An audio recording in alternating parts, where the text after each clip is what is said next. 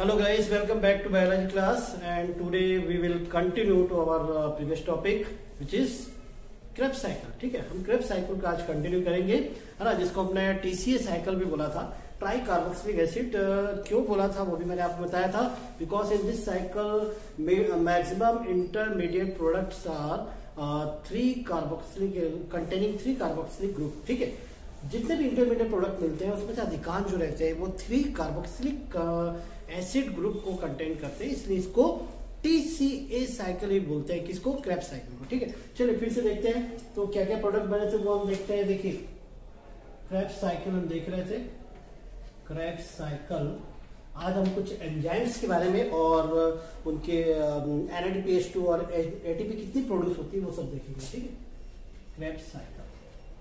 ठीक है, तो सबसे पहले हमने देखा था कि जो हमारे पास पायरुविक एसिड था, पायरुविक एसिड जो था, जो कि हमने ग्लाइकोलाइसिस ऑब्टेन किया था, एसिटिल CoA, और फिर इससे हमने बनाया था साइट्रिक एसिड, बनाया था, फिर सिस एकोनाइटिक एसिड, देन नेक्स्ट आइसोसाइट्रिक एसिड, आपका रिवीजन भी हो जाएगा। आइसोसाइट्रिक एसिड पर ऑक्जेनोसक्सिनिक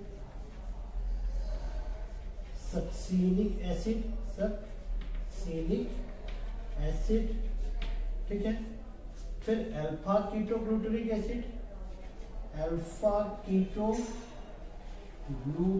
एसिड, ठीक है, फिर क्या था, सक्सेनिल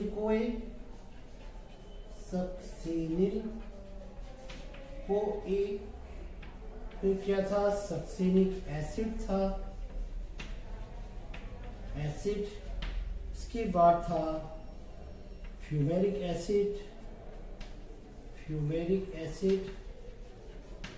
then next malic acid, oxalo acetic acid,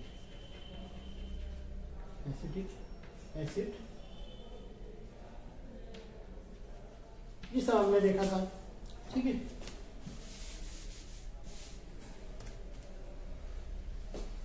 oxalo acetic acid. ठीक है, ये इतने प्रोडक्ट है, 5 इधर 1 2 3 4 5, 1 2 3 4 5, ये है ना। अब हमको यहाँ पे देखना है कि कौन कौन से एंजाइम्स यूज होते हैं, कितने NADPH2 फॉर्म होते हैं, वो हमको देखना है। ठीक है, सबसे पहले मैं NADPH2 के बारे में बता देता हूँ। यहाँ पे एक NADPH2 फॉर्म होता है, NADH2 फॉर्म होता है। ठीक है, फिर उसके बाद एक NADH2 यहाँ पे फॉर्म होता है आइसोसाइट्रिक एसिड के पास, NADH2। ठीक है, एक NADH2 जो रहता है वो यहाँ पे फॉर्म होता है अल्फा कीटोग्लूटेरिक एसिड के बाद NADH2। ठीक है, फिर सक्सिनिल CoA और सक्सिनिल एसिड के बीच में यहाँ पे एक GTP फॉर्म होता है। ठीक है, फिर यहाँ पर सक्सिनिक एसिड और फ्यूमेरिक एसिड के बीच में एक FADH2 फॉर्म होता है, FADH2 का फॉर्मेशन होता है, किससे फॉर्म होता है, FAD से फॉर्म होता है। ठीक है, और उसके बाद यहां तक समझ में आ गया, NADH2 किससे फॉर्म हुआ, NAD से। फिर यहाँ पे NADH2 किससे फॉर्म हुआ, ये NAD से फॉर्म हो रहा है, और यहाँ पे भी NADH2 किससे फॉर्म हो रहा है, NAD से। यहाँ GTP फॉर्म हो रहा है, GDP प्लस फॉस्फेट, यहाँ सब पे आप फॉस्फेट लिख लेना, फॉस्फेट प्लस फॉस्फेट, यहाँ पे भी प्लस फॉस्फेट। ठीक है, और FADH प्लस फॉस्फेट क्या बना रहा है, FADH2। ठीक है, यहाँ तक समझ में आया आपको। ठीक है, FAD से क्या फॉर्म हो रहा है, FADH2, और यहाँ पर मैलिक एसिड से ऑक्जेलो एसिटिक एसिड फॉर्म हो रहा है, यहाँ पे भी एक NADH2 फॉर्म हो रहा है, किससे, NAD और फॉस्फेट से। ठीक है, तो इतनी बात आपको समझ में आई, क्या क्या चीजें थी यहाँ पे देख लें आप। यहाँ पर है पायरुविक एसिड से हमने इसका ऑक्सीडेशन किया, है ना, एरोबिक ऑक्सीडेशन, एसिडिक कोएक यहाँ पे इंटरमीडिएट प्रोडक्ट रहता है, साइट्रिक एसिड फॉर्म हुआ, फिर सिस एकोनाइट्रिक एसिड फॉर्म हुआ, फिर इसके बाद आइसोसाइट्रिक एसिड फॉर्म हुआ, फिर ऑक्जेलोसक्सिनिक एसिड फॉर्म हुआ, फिर इसके बाद अल्फा कीटोग्लूटरिक एसिड फॉर्म हुआ, फिर हमने देखा सक्सिनिल OA का फॉर्मेशन हुआ, फिर सक्सिनिक एसिड का फॉर्मेशन हुआ देखा हमने, फिर देन फ्यूमेरिक एसिड के बाद मैलिक एसिड, और मैलिक एसिड के बाद ऑक्जेलो एसिटिक एसिड का हमने फॉर्मेशन देखा। ठीक है, हमने कुछ प्लेसेस पे एटीपी वगैरह फॉर्म किया हुआ है। कौन कौन से प्लेसेस है देखिए जरा यहाँ पे। फर्स्ट यहाँ पे एनएडीपी फॉर्म हुआ है पायरुविक एसिड एंड एसिटिल कोएक के बीच में यहाँ पे एक NADH2 का फॉर्मेशन हुआ है। फिर सेकंड हमने जो देखा NADH2 फॉर्म हुआ है between isocitric acid and oxalosuccinic acid, isocitric acid and oxalosuccinic acid, यहाँ पे NADH2 फॉर्म हुआ है। नेक्स्ट NADH2 का फॉर्मेशन हुआ है between alpha ketoglutaric acid, alpha ketoglutaric acid और सक्सिनिल OA के बीच में, यहाँ पे NADH2 का फॉर्मेशन हुआ है। फिर एक GTP का फॉर्मेशन हुआ है कहाँ पर, between succinyl OA and succinic acid, succinyl OA and succinic acid, यहाँ पे GTP का फॉर्मेशन हुआ है। Next between succinic acid and fumaric acid, succinic acid and fumaric acid के बीच में एक किसका फॉर्मेशन हुआ है, FADH2 का फॉर्मेशन हुआ है। नेक्स्ट आप देखेंगे between malic acid and oxaloacetic acid, malic acid and oxaloacetic acid के बीच में एक NADH2 का फॉर्मेशन फॉर्म हुआ। टोटल NADH2 यहाँ पे कितने फॉर्म हो रहा है, कितने प्लेस पर हो रहा है, 1 2 3 और 4, तो मतलब 4 मतलब 312 तो ये हो गया। ठीक है, 12 कितने हो गए ये, क्योंकि आपको मालूम है एक one NADH2 give 3 molar ATP, तो यहाँ पे कितने प्लेसेस पे 1 2 3 4 प्लेसेस पे NADH2 फॉर्म हो रहे, मतलब 3 into 4 कितने हो गए 12। ठीक है, और एक GTP से एक हमको ATP ऑब्टेन होता है, और एक FADH2 give 1 FADH2 give 2 ATP, तो ये 3 ये हो जाएंगे, और बाकी प्लेसेस पे 3 है ना, 3 यहाँ पे 2 और ये 1, कितना होगा टोटल 3 6 3 6 9 10 12 और 13 14 15 NADH2 का ATP का यहाँ पे फॉर्मेशन हो रहा है। कितने ATP का फॉर्मेशन हो रहा है, 15 ATP का यहाँ पे फॉर्मेशन हो रहा है। ठीक है, 15 ATP, और टोटल हमारे पास कितने पायरुविक एसिड ग्लाइकोल एसिड से आते हैं 2। ठीक है, तो ये जो है 15 ATP और यहाँ पे इंटू 2 कर देंगे तो टोटल यहाँ पे ATP का फॉर्मेशन कितना आपको दिखेगा, 30 ATP। ठीक है, तो 30 ATP obtain from Krebs cycle and 8 ATP obtain from glycolysis, तो टोटल कितने ATP हो जाएंगे, 38 ATP हो जाएंगे। ये 38 ATP का फॉर्मेशन होता है। ठीक है, इस पूरे ऑक्सीडेशन में यहाँ तक समझ में आया आपको। ठीक है, अब हम कुछ एंजाइम्स के बारे में देखेंगे। यहाँ अब तक आपको समझ में आ गया होगा कहाँ पे ATP फॉर्म हो रहा है, हमने बिल्कुल क्लियर लिखा होगा, ये शॉर्ट में लिखा है, ये पायरुविक एसिड और एसिटिल कोएक के बीच में, फिर ये आइसोसाइट्रिक एसिड और succinic acid, alpha ketoglutaric acid, ये ऐसे करके मैंने शॉर्ट में लिखा हुआ है। ठीक है, आपको भी ऐसा शो करना पड़ेगा। ठीक है, तो आपकी बुक में एनसीईआरटी बुक में है, उसमें पूरा ये एटीपी और ये पूरा ऑक्सीडेशन का जो भी पूरा लेखा जोखा है, कितने एटीपी फॉर्म होते हैं, वो सब वहाँ पे एक हेडिंग्स में दिया हुआ है, वो आपको बताना है। तो ये तो आपने देखी क्रेब्स साइकिल में कितने एटीपी प्रोड्यूस होते हैं, हमने बिल्कुल क्लियर बता दिया। टोटल 15 एटीपी बनते हैं, but there is 2 oxidation of 2 pyruvic acid, 30 ATP are produced. ठीक है, 30 ATP are produced in the Krebs cycle and 8 ATP are produced in glycolysis cycle, it mean total 38 ATP are produce in oxidation. ठीक है, तो ये हो गया। अब इसके बाद एंजाइम्स क्या क्या है यहाँ पे हम वो देखेंगे। तो यहाँ पर जो एंजाइम रहेगा उसका नाम है citric acid synthetase enzyme, synthetase enzyme.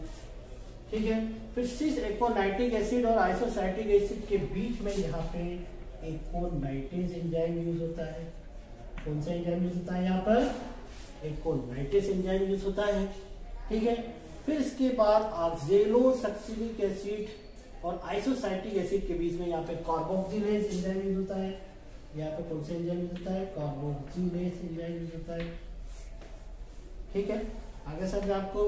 और यहाँ पर होता है ऑक्सैलोसक्सिलिक एसिड और अल्फा कीटोग्लूटिक एसिड के बीच में होता है ऑक्सैलोसक्सिलिक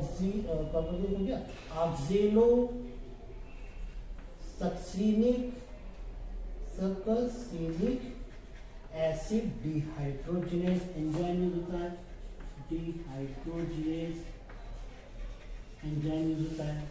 ठीक है, फिर अल्फा कीटोग्लूटिक एसिड और सक्सिनिल कोए के बीच में यहाँ पे जो एंजाइम होता है alpha keto glutarate dehydrogenase enzyme का यूज होता है। ठीक है, फिर सक्सिनिल कोए और सक्सिनिक एसिड के बीच में सक्सिनिल थायोकाइनेज, सक्सिनिक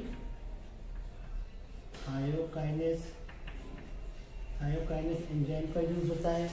ठीक है, समझ में आ रहा है आपको? ठीक है, और इसके बाद सक्सिनिक एसिड और फ्यूमेरिक एसिड के बीच में यहाँ पे फ्यूमेरेज एंजाइम का यूज होता है। फ्यूमेरेज एंजाइम।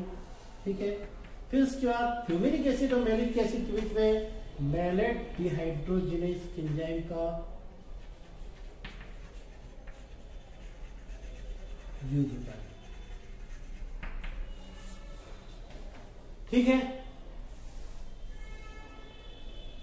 यहां तक समझ आया आपको? तो ये कुछ एंजाइम्स यहाँ पे जो यूज हो रहे हैं।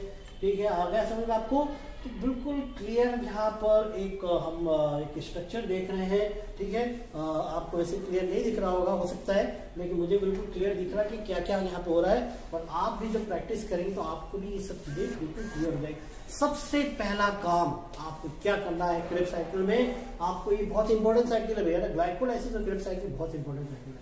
ठीक है, जैसे फोटोसिंथेसिस में लाइट रिएक्शन और डार्क रिएक्शन थी, वैसे यहाँ पे तो क्रेब्स साइकिल में जो पायरुविक एसिड ग्लाइकोलाइसिस से आया था, वो एसिटिल कोएंजाइम के प्रेजेंस में ये सब यहाँ पे क्या होता है, इसका एरोबिक ऑक्सीडेशन हो जाता है। सबसे पहले साइट्रिक एसिड, फिर सिस एकोनाइट्रिक एसिड, फिर आइसोसाइट्रिक एसिड, फिर ऑक्सैलोसक्सिलिक एसिड, फिर अल्फा कीटोग्लूटिक एसिड, फिर succinyl CoA, then succinic acid, fumaric acid, malic acid, oxaloacetic acid.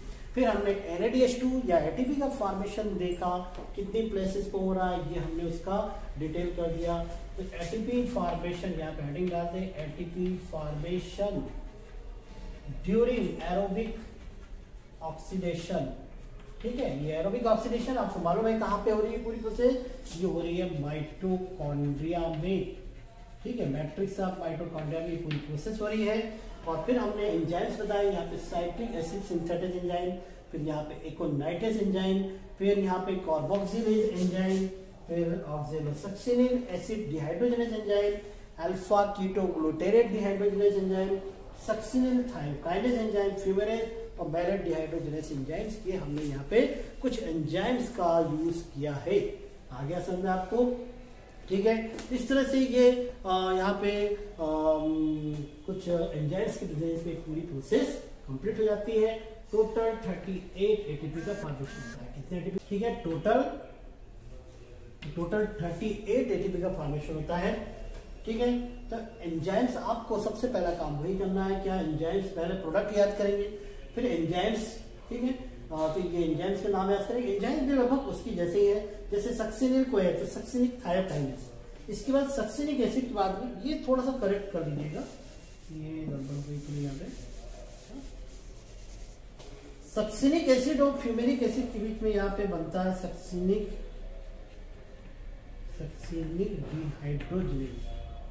Dehydrogenase enzyme. फिर फ्यूमेरिक एसिड और मैलिक एसिड बीच में फ्यूमेरस एंजाइम, यहाँ पे कौन सा रहता है? फ्यूमेरस एंजाइम, फ्यूमेरस एंजाइम, फ्यूमेरस एंजाइम। और यहाँ पे मेलेट डिहाइड्रोजनेस, मैलिक एसिड और ऑक्सैलिक एसिड में मेलेट डिहाइड्रोजनेस। तो इस तरह से ये एंजाइम्स को आपको याद रखना है, कंफ्यूजन हो सकता है, लेकिन प्रैक्टिस से सब आपको क्लियर हो जाएगा। प्रैक्टिस, मोर प्रैक्टिस, बार बार, बहुत जल्दी तैयार होता है। आपको ऐसा लग रहा है कि कैसे हम करेंगे, मैंने आपको बहुत सिंपल ट्रिक बताई। पहले प्रोडक्ट याद करो, फिर एंजाइम्स या एटीपी का फॉर्मेशन याद करो, तो बिल्कुल क्लियर हो गया है। दोनों प्रोसेस में, ग्लाइकोलाइसिस और क्रेब्स साइकिल में, ग्लाइकोलाइसिस में टोटल 10 एटीपी फॉर्म होते थे, जिसमें 2 एटीपी यूज हो जाते थे, तो टोटल 8 बचते थे, है ना। फिर हमने देखा यहाँ पे 15 एटीपी का फॉर्मेशन दिखा, कहाँ कहाँ बना वो भी मैंने क्लियर किया हुआ है, ये आप देख रहे हैं यहाँ पे। और फिर टोटल यहाँ पे पायरुविक एसिड 2, यदि 2 पायरुविक एसिड का ऑक्सीडेशन हो रहा है तो 30 एटीपी फॉर्म होंगे, तो 30 और 8 कितने हो जाएंगे? 38। तो ये यहाँ पर ग्लाइकोलाइसिस प्रोसेस कंप्लीट हो जाती है। इसके बाद है इलेक्ट्रॉन ट्रांसपोर्ट सिस्टम। अब इन दोनों प्रोसेस में, ग्लाइकोलाइसिस और अपना क्रेब्स साइकिल में जो हाइड्रोजन या प्रोटॉन रिलीज होते हैं वो डिफरेंट ऑक्सीडेटिव सबस्ट्रेट कॉम्प्लेक्स के थ्रू ट्रांसफर होते हैं, और वो H आयन ऑक्सीजन के साथ कंबाइन होकर वाटर का फॉर्मेशन कर लेते हैं। ठीक है, तो चूंकि वहां पे इलेक्ट्रॉन, मतलब प्रोटॉन या इलेक्ट्रॉन बोल सकते हैं, या H+ आयन का, वहां पे इलेक्ट्रॉन का क्या हो रहा है? ट्रांसपोर्टेशन हो रहा है, इसलिए उसको क्या बोलते हैं? इलेक्ट्रॉन ट्रांसपोर्ट सिस्टम कहते हैं, ETS। ETS का मतलब क्या हो गया? Electron transport system. तो एक डायग्राम बना हुआ है इसमें, वो हम देखेंगे, है ना, और ये आपका कंप्लीट हो जाएगा। ठीक है, आगे समझ में, तो आगे देखते हैं हम इसको।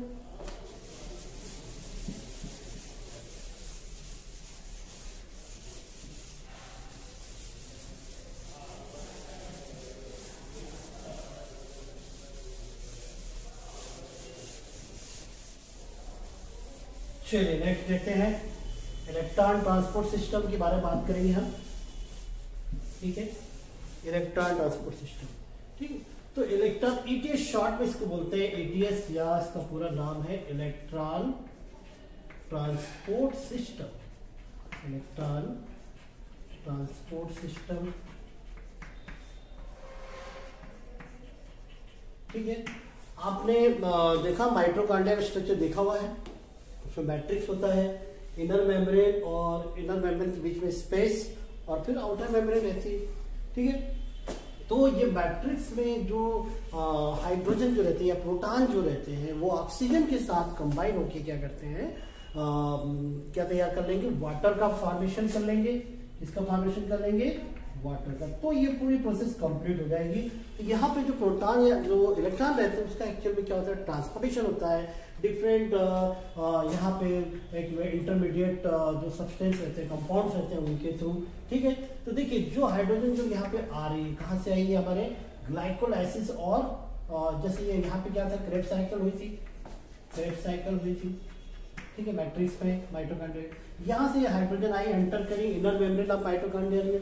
तो डिफरेंट कंपाउंड जैसे FMN से, फिर FES में इलेक्ट्रॉन आता है, फिर FES से UQ में आता है, फिर UQ से UQS2 तक आता है, और जो प्रोटॉन रहते हैं ये इंटर मेम्ब्रेन स्पेस में आ जाते हैं। ठीक है, फिर ये इलेक्ट्रॉन UQ से UQS2, फिर साइटोक्रोम B, फिर FES, फिर FES, फिर UQS2, फिर साइटोक्रोम C, फिर साइटोक्रोम C से साइटोक्रोम A में आ जाता है, और फाइनली ये 2H जो इलेक्ट्रॉन जो रहता है और प्रोटॉन फॉर्म में जो रहता है, ये ऑक्सीजन से कंबाइन होकर क्या बना लेता है? वाटर फॉर्म कर लेता है। तो यहाँ पे इलेक्ट्रॉन का क्या हो रहा है? या जो हमारा जो H आयन है, प्लस आयन, ये इसका या यूं कहें प्रोटॉन जो है उसका क्या हो रहा है? ट्रांसपोर्टेशन हो रहा है डिफरेंट कंपाउंड्स, इंटरमीडिएट कंपाउंड्स के थ्रू, है ना। पूरा आप देख रहे हैं क्लियर किस तरह से इलेक्ट्रॉन का ट्रांसपोर्टेशन हो रहा है, और फाइनली ऑक्सीजन से कंबाइन होकर क्या कर लेता है? ये बना लेता है वाटर मॉलिक्यूल। यहाँ पर जाके ये प्रोसेस कंप्लीट हो जाती है रेस्पिरेशन की। और ये पूरी प्रोसेस जो देख रहे हैं यहाँ पे मैट्रिक्स को ही कॉम्बिनेशन इनका जो हुआ वाटर के साथ वो, और ट्रांसपोर्टेशन यहाँ पे हो रहा है इनर मेम्ब्रेन से, ठीक है, माइटोकॉन्ड्रिया से। तो ये इलेक्ट्रॉन का ट्रांसपोर्टेशन होता है इस पूरी प्रोसेस में, इसलिए इसको क्या बोलते हैं, इलेक्ट्रॉन ट्रांसपोर्ट सिस्टम कहते हैं। उतना ज्यादा इंपॉर्टेंट नहीं है ना, इसलिए ज्यादा करने की जरूरत नहीं है आपको। क्रेब्स साइकिल और ग्लाइकोलाइसिस ऐसे बहुत अच्छे से करना है, जो आपके ज्यादा मार्क्स के क्वेश्चन में आ सकते हैं, 3 नंबर या 4 नंबर में पूछे जा सकते हैं, ठीक है। तो ये यहाँ पे कंप्लीट हो जाती है प्रोसेस। अब यहीं पे मैं आपको एक डिफरेंस बताता हूँ एरोबिक रेस्पिरेशन और फर्मेंटेशन के बीच में, जो कि इंपॉर्टेंट है, ठीक है। 2 या 3 मार्क्स के क्वेश्चन में बन सकता है। क्या? एरोबिक ऑक्सीडेशन, एरोबिक रेस्पिरेशन, और एक होता है फर्मेंटेशन। तो फर्मेंटेशन एक्चुअल में क्या होता है? कुछ एंजाइम्स की प्रेजेंस में एक एनारोबिक रेस्पिरेशन की प्रोसेस होती है।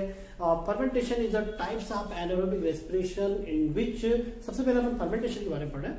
Fermentation is the types of anaerobic respiration which in which food material क्या हो जाते हैं, फूड मटेरियल ऑक्सीडाइज्ड, ठीक है, एंड रिलीज लैक्टिक एसिड और एल्कोहल, एथेनॉल, ठीक है। क्या रिलीज करते हैं? लैक्टिक एसिड फॉर्म कर सकते हैं या एथेनॉल का फॉर्मेशन करेंगे।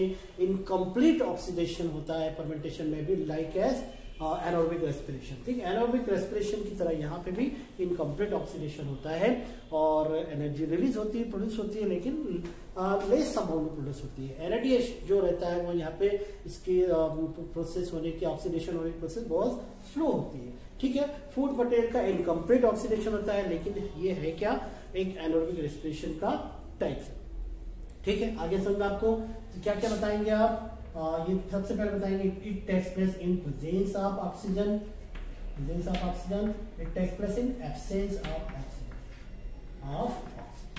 ठीक है। इसलिए टाइप्स ऑफ एनारोबिक है ना। लेकिन एनारोबिक और फर्मेंटेशन में क्या डिफरेंस है? एनारोबिक जो है सेल के अंदर होती है, फर्मेंटेशन आउटसाइड ऑफ सेल होती है, ठीक है। बहुत सारे ऐसे प्रोडक्ट बनते हैं जैसे लैक्टिक एसिड का फॉर्मेशन, एथेनॉल का फॉर्मेशन, ये सब फर्मेंटेशन के थ्रू होता है और इसमें भी एंजाइम की रिक्वायरमेंट होती है। कुछ बैक्टीरिया और ईस्ट की जरूरत होती है, क्योंकि ईस्ट में क्या होता है, एंजाइम्स होते हैं, तो ईस्ट की प्रेजेंस में फर्मेंटेशन प्रोसेस होती है। और एक्स्ट्रा सेलुलर प्रोसेस है, एनारोबिक रेस्पिरेशन है, और फूड मटेरियल का इनकम्प्लीट ऑक्सीडेशन होता है, ठीक है। तो ये यहाँ पे क्या बताएंगे, food material completely oxidize, food material are completely oxidize, completely oxidize, यहाँ बताएंगे इनकम्प्लीटली और पार्शियली ऑक्सीडाइज, इनकम्प्लीटली और पार्शियली ऑक्सीडाइज। यहाँ पे CO2 और H2O प्रोड्यूस होता है, H2O प्रोड्यूस, और यहाँ पे क्या होता है, यहाँ पे लैक्टिक एसिड का फॉर्मेशन हो सकता है, और किसका फॉर्मेशन हो सकता है, इथेनॉल का फॉर्मेशन होता है, ठीक है। और यहाँ पे NADH2 ऑक्सीडेशन जो होता है फास्ट होता है, यहाँ पे स्लो होता है, स्लो। तो ये कुछ डिफरेंस इनके बीच में एरोबिक रेस्पिरेशन और फर्मेंटेशन, ठीक है। और यदि एनारोबिक रेस्पिरेशन और फर्मेंटेशन बताएंगे तो आप बताएंगे सिर्फ क्या डिफरेंस होगा, कि वो इंट्रासेलुलर प्रोसेस और वो एक्स्ट्रासेलुलर प्रोसेस है, ठीक है। तो ये एक डिफरेंस छोटा सा एरोबिक और फर्मेंटेशन में, इसको आप तैयार करेंगे इस तरह से। यहाँ पे 3 साइकिल हमने देखी, ग्लाइकोलाइसिस, क्रेब्स साइकिल और इलेक्ट्रॉन ट्रांसपोर्ट सिस्टम, और एक हमने देखा, एक डिफरेंस देखा एरोबिक और फर्मेंटेशन, ठीक है। आगे हम और भी कुछ प्रोसेस देखेंगे, जैसे RQ लग रहा है, ठीक है। एम्फीबोलिक पाथवे है, ठीक है। तो वो एम्फीबोलिक पाथवे ज्यादा कुछ नहीं है। एम्फीबोलिक पाथवे का मतलब होता है, एम्फी मतलब सांस, एम्फी मतलब बोथ, ठीक है। तो वहां पे 2 बोलिक रिलेशन है, मेटाबॉलिज्म, ठीक है। एम्फीबोलिक का मतलब क्या निकलता है, एम्फीबोलिक पाथवे, इसकी बात की गई है एम्फीबोलिक पाथवे की, ठीक है। तो ये हम नेक्स्ट लेक्चर में देख लेंगे। एम्फीबोलिक, एम्फी मतलब होता है बोथ, बोलिक से रिलेटेड है मेटाबॉलिज्म से। तो दोनों तरह के metabolic, when both type of metabolic process, when metabolic process takes place together is then it is called amphibolic pathway. मतलब एनाबॉलिज्म भी हो रहा है, कैटाबॉलिज्म भी हो रहा है। एनाबॉलिज्म मतलब कंस्ट्रक्टिव प्रोसेस भी साथ में चल रही है, डिस्ट्रक्टिव प्रोसेस साथ में चल रही है, उसको बोलते हैं एम्फीबोलिक पाथवे, तो ये आज के लेक्चर में यहाँ तक हमने कंप्लीट किया।